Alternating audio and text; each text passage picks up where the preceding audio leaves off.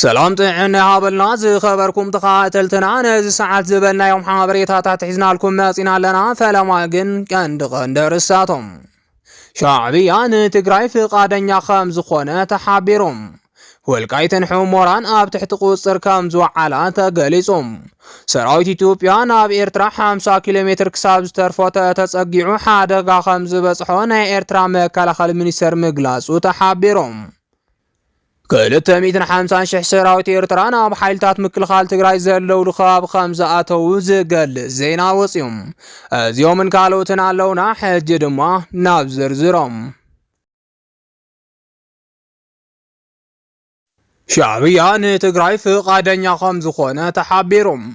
ኣብዚ ሕጂ እዋን ኣብ መንጎ መራሕቲ ሕወሓትን መራሕቲ ሻዕብያን ብላዕለዎት መራሕቲ ደረጃ ርክባት እናተገበሩ ከም ዘለው እናተገለጸ ይርከብ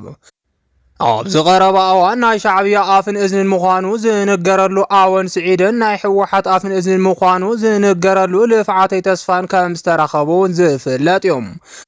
እዞም ተወከልቲ ሕወሓትን ተወከልቲ ሻዕብያን ቪድዮ ተቀሪጾም ናብ ህዝቢ ክልቀቕ ዝገበሩም ናይ ህዝቢ ግብረ መልሲ ንምእካብ ከም ዝኾነ ተንተንቲ እንዳገለጹ ይርከቡ እቶም ተንተንቲ ፖለቲካ ከም ዝገልጽዎ ሕወሓት ይኹን ሻዕብያ ሕጋዊ ተወከልቲ ናይ ውድብ ዘይኮኑ ሰባት ርክባት ምግባሮም ብፌደራል መንግስቲ ክውሰደሎም ንዝኽእል ስጉምቲ ፈተነ እናገበሩን እናመርመሩን ከም ዝኾኑ ገሊጾም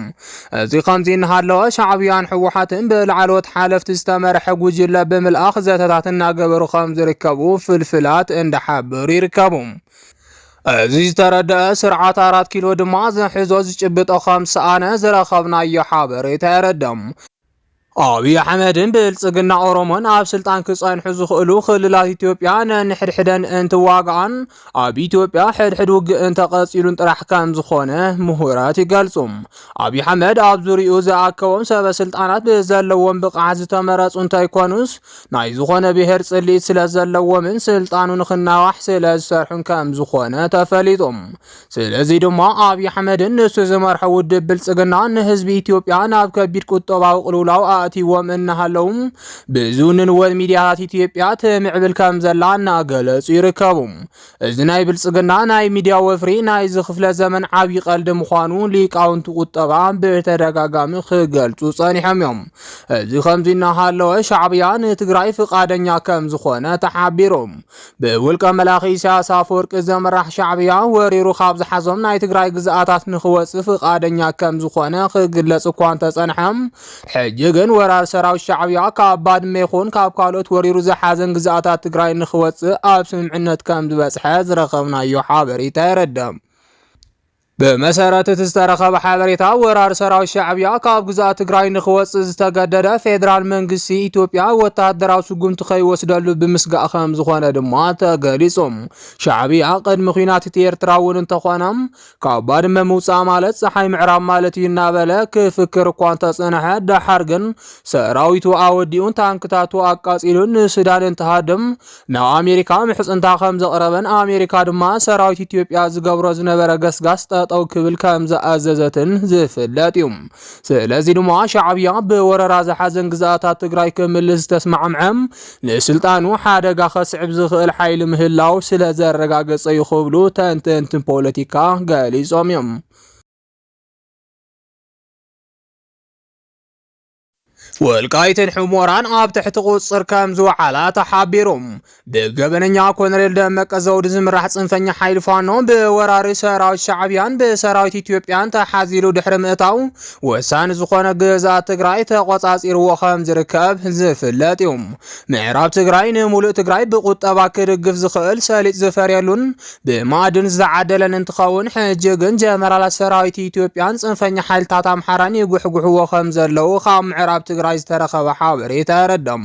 ህዝቢ ትግራይ ብዝኸፈሎ መሪር መስዋዕቲ ደመኛሃት ጸላት ትግራይ ተገዲዶም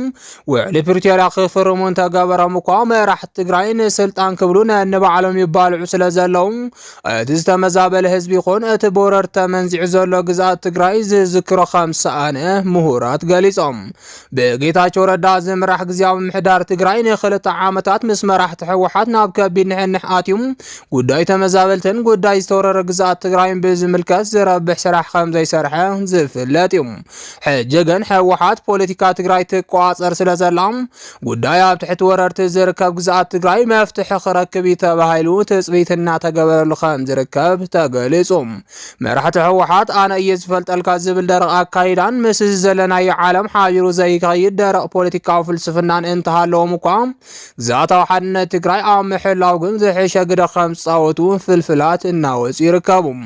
እዚ ከምዚ እናሃለወ ጉዳይ ምዕራብ ትግራይ ኣብ ዝሓፀረ ግዜ ናብ በዓል ዋንኡ ከም ዝምለስ ተሓቢሩሎም ሕጂ ዝተረኸበ ሓበሬታ ከም ዝገልጾ ሰራዊት ትግራይ እቲ ኣብ ጫፍ ዘብፅሖ ወፍሪ ነፃነት ከም ዝቕፅለሉን ሙሉእ ትግራይ ነፃ ክሳብ እትወፅእ ከም ዝቃለስን ከም ዝሓበረ ተፈሊጡ ስለዚ ድማ ሰራዊት ትግራይ እንተተኻኢሉ ብሰላም እንተዘይኮይኑ ድማ ብብረታዊ ቃልሲ ግዝኣቱ ከምልስ ምዃኑ ዝረኸብናዮ ምስጢራዊ ሓበሬታ የረድም ሰራዊት ኢትዮጵያ ናብ ኤርትራ 50 ኪሎ ሜትር ክሳብ ዝተርፎ ተጸጊዑ ሓደጋ ከም ዝበጽሖ ናይ ኤርትራ መከላኸሊ ሚኒስተር ምግላጹ ተሓቢሮም ኤርትራን ኢትዮጵያን ኣብዚ ግዜ እዚ ካብ ካሊእ እዋን ላዕሊ ንወተሃደራዊ ምንቅስቓስ ኣብ ወጥረኣትን ዘለዋ ኮይነን ክልቲአን ሃገራት ኣብቲ ዘለዎ ዞባ ወገን ክኾነን ዝኽእል ሓይል ድማ እንዳኣለሻ ይርከባ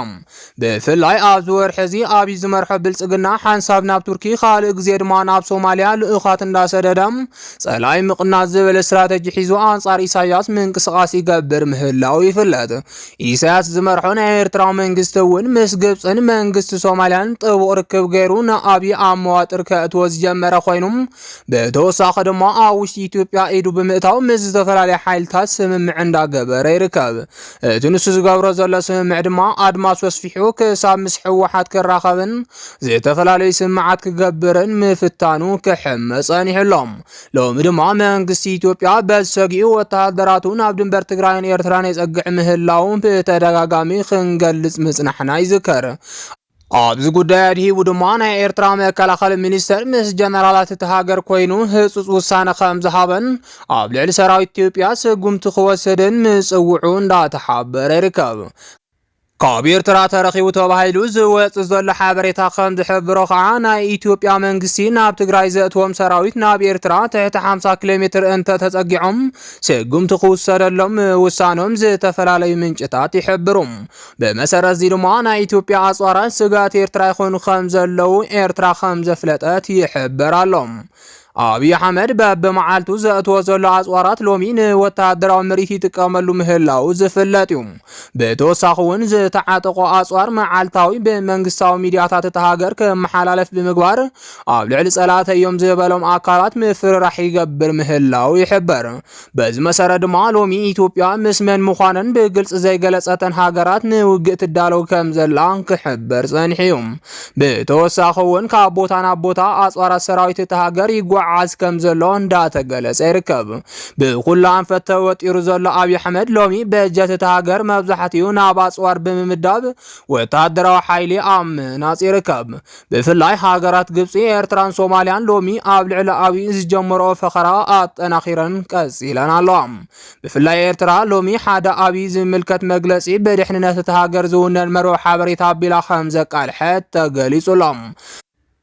ተሃገር ዘቃልሕተ ዜና ከም ዘመላኽቶ ድማ ኢትዮጵያ ንኤርትራ ስጋት ዝኾኑ አጽዋራት ተጸግዓላ ዝብል ምዃኑ ንምፍላጥ ተኻኢሉ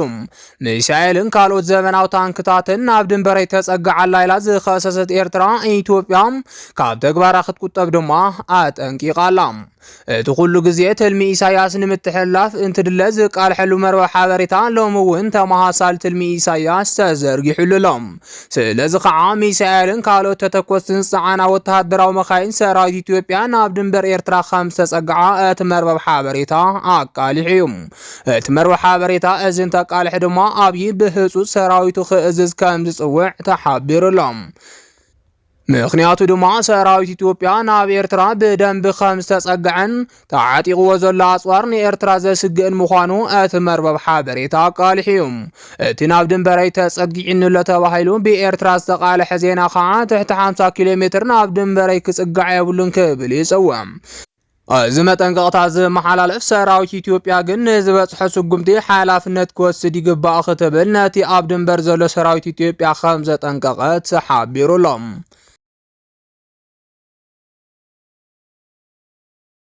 250,000 ሰራዊት ኤርትራ ናብ ሓይልታት ምክልኻል ትግራይ ዘለው ልኸባቢ ከም ዝኣተው ተሓቢሮም ኣባላት ሰራዊት ትግራይ ኣብ ሕጂ ሰዓት ሓድሽ ምንቅስቓስ ከም ዝጀመሩ ዝገልጽ ዜና ምሕባርና ይዝከር። ብፍላይ ኣብ ስደት ትርከብ ኣርሚ ሰብዓ ኣብ ሕጂ ሰዓት ካብ ኩለን ኣርምታት ትግራይ በሊፃ ተዓጢቓ ከም ዘላን ብሓይሊ ሰብን ኣፅዋርን እታ ዝበለፀት ምዃኗን እንዳተሓበረ ይርከብ። ብመሰረት እዚ ድማ ካብ ዝነበረት ተኸባቢ ደፊኣ ብምውፃእ ኣብ ወሰናወሰን ትግራይ ናይ ትግራይ ቦታታት ክትቋፀር ጀሚራላ። ብፍላይ ካብ ዝሓለፈ ዝቀፀለ ኦፕሬሽን ኣርሚ ሰብዓ ወሳኒ ዝበሃሉ ቦታታት ኣብ ሕሞራ ከም ዝተቋፀረ ዝተሓበረ ኮይኑ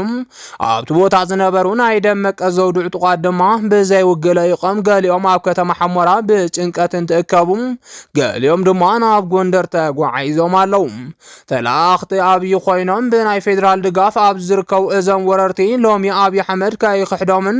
ልክዕ ከም መቐለ ኣብ ልዕሊ ጌታቸው ዕልዋ እንትፍጸም ስቕታት ዝመረጸ ሎሚ እውን ኮሎኔል ደመቀ ሰራዊት ትግራይ እንትመጹኒ ስቕታ ከመርጽ ዝብል ስግኣት ኣሕዲሩሉ ምህላው ተሓቢሮም።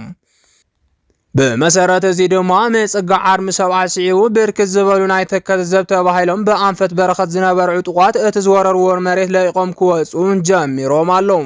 ሰብ መዚ ኮይኖም መሬት ትግራይ ዘመሓድሩ ዝነበሩ ናይ ኮሎኔል ደመቀ ሰባት ድማ ወሳኒ ዝበሃል ንብረቶምን ስድሮኦምን ናብ ጎንደር ምጉዓዓዝ ተተሓሒዞም ኣለው። ኮሎኔል ደመቀ ዋላ እኳ ትማሊ ዝሓዝናዮ መሬት ይትረፍ ክንላቀ ገና ካብ ትግራይ ካሕሳ ክንሓትት ኢና ዝብል መግለፂ እንተውፅኦም እቲ ሓቂ ግን ኣብ መንጎቶም ኣመራርሓ ሽብር ኣትይዎም ኣሎም። ብዝኾነ ይኹን ኣጋጣሚ ድማ ኣብ ኢሊታ ኣርሚ ሰብዓ እትበሃል ኣርሚ ትግራይ ከይወድቕ ይጥንቀቕን ፍርቂ ልቡ ኣብ ጎንደር ገይሩ ከም ዘሎን እንዳተገለጸ ይርከብ። ብፍላይ ናይ ኣብይ ተላኣኺ ምዃኑ ስዒቦም ምስቶም ኣንጻር ብልጽግና ኢና ዝብሉ ናይ ፋኖ ዕጡቋት ከምኡውን ናይ ሻዕብያ ሓይልታት ከም ዝተባእሰ ይሕበር ኣሎም። ብመሰረት እዚ ድማ ኤርትራ እውን እቲ ቦታ ትግራይ ክትሕዞ ከም እትደልን ምስ ትግራይን ሱዳንን ንምርኻብ እስትራቴጂክ ቦታ ሕሞራ ገይራ ከም ትወስድን እንዳተሓበረ ይርከብ። ካብዚ ዝተለዓለ ድማ ምስታ ኣርሚ ትግራይ ንምርኻብ ዝተደለዩ ናይ ሻዕብያ ሰራዊት ካብ ሸራሮም ክሳብ ሕሞራ ኣብ ዘሎ ድንበር ኤርትራ ልዕሊ 250,000 ሰራዊት ኤርትራ ተመዲውሎ ብምባል ነቶም ወረርቲ ይኸሱም። ኣብይ ኣሕመድ ዓሰብ እንትብል መንግስትነቱ ብምዕራብ ትግራይ ዝጠራነፉ ሓይልታት ስን ትኩረቱ ናብ ወልቃይት ክገብር እቶም ወረርቲ ሓይልታት ናይ ዓቕሊ ጽበት መግለጺ ኣውፅኦም ኣለው። ዝኸበርኩም ተኸታተልትና ነዚ ሰዓት ዝበልናዮም ሓበሬታታት ነዚኦም ይመስሉ ነይሮም። ንምክትታልኩም ካብ ልብና መስገን።